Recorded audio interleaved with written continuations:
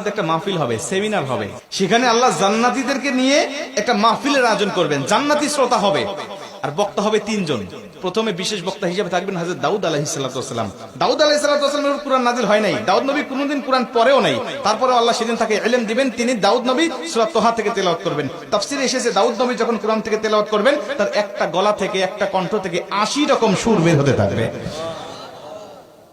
জান্নাতীরা দাউদ নবীর কণ্ঠে তেলাওয়াত শুনে তো পাগল, বলবে আল্লাহ কি তেলাওয়াত শুনতেছি, আমরা তেলাওয়াত শুনে শুনে জান্নাতে থাকতে চাই, আর কিচ্ছু চাই না। আল্লাহ বলবে এর থেকে কি সুমধুর তেলাওয়াত শুনতে চাও না? জান্নাতীরা বলবে আল্লাহ এর থেকে সুমধুর তেলাওয়াত হতে পারে, আমাদের আর বিশ্বাস হয় না। আল্লাহ বলবে কেন বিশ্বাস হয় না? দাউদ নবীর উপরে কোরআন নাজিল হয় নাই, দাউদ নবী কোরআনের জন্য মার খায় নাই। যে নবীর উপরে কোরআন নাজিল করেছি, যে নবী কোরআনের জন্য মার খেয়েছে, দাঁত শহীদ করেছে, মাথার হেলমেট ভেঙেছে, উহুদের প্রান্তরে রক্তক্ষরণ করেছে, ওই নবীর কণ্ঠ থেকে কোরআনের তেলাওয়াত শোনো কেমন সুমধুর শোনা যায়। আমার নবী যখন সূরা ইয়াসিন থেকে তেলাওয়াত করবেন জান্নাতীরা তো পাগল হয়ে যাবে, বলবে আল্লাহ কোনো হুর চাই না, কোনো গিলমান চাই না, কোনো নাজ নিয়ামত, কোনো শরাব, কোনো ঝর্ণা, কোনো কিচ্ছু চাই না। আল্লাহ শুধু নবীর কণ্ঠে তেলাওয়াত শুনে জান্নাতে হাজার হাজার বছর আমরা কাটিয়ে দিতে চাই। আল্লাহ বলবে জান্নাতি এর থেকেও কি সুমধুর তেলাওয়াত তোমরা শুনতে চাও না? জান্নাতীরা বলবে আল্লাহ এর থেকে সুমধুর তেলাওয়াত হতে পারে, এটা আমাদের আর বিশ্বাসই হয় না। জান্নাতীরা কেন বিশ্বাস হবে না বলো?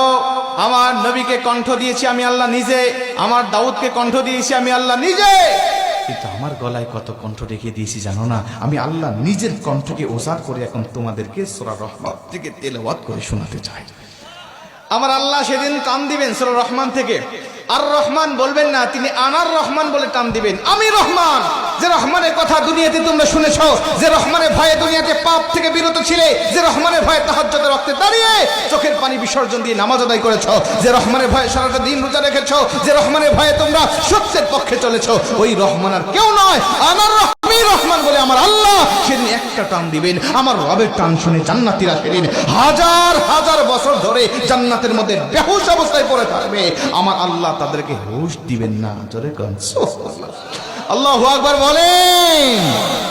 দোয়া করছি আজকে যেভাবে বসেছি আল্লাহ যেন জান্নাতের মধ্যে আমাদেরকে ওই মাহফিলে শ্রোতা হিসাবে সবাইকে বসার তৌফিক দান করেন। জোরে বলেন আমিন, আরেকটু জোরে বলেন আমিন। মুসলমান ভাইরা আমার লক্ষ্য করেন, অনেক কথা আপনাদেরকে বলতেছি, একটুখানি মনোযোগ দেন। এই কোরআন যে তার মানে জান্নাতের মধ্যেও কিন্তু ক্ষমতা কমে যাবে না, জান্নাতের মধ্যেই কোরআনের ক্ষমতা কিন্তু বেড়ে যাবে। নবীজির জামানায় কোরআনুল কারীমের ক্ষমতা যেমন ছিল, নবীজির হাত থেকে, নবীজির জবান থেকে যখন মানুষেরা কোরআন শুনতো, আমার নবীজির সুমধুর কণ্ঠের কোরআনের তেলাওয়াত শুনে শুনে হাজার হাজার মানুষেরা কালেমা পড়ে মুসলমান হতো। আজও নবীজির উপরে নাজিল হওয়া এই কিতাবের কোরআনের তেলাওয়াত শুনে আমাদের দুনিয়াবি বক্তাদের কণ্ঠে, দুনিয়াবি কারীদের কণ্ঠে কোরআনুল কারীমের তেলাওয়াত শুনে হাজার হাজার মানুষ প্রতিদিন কালেমা পড়ে মুসলমান হচ্ছে। জোরে কোন সুবহানাল্লাহ।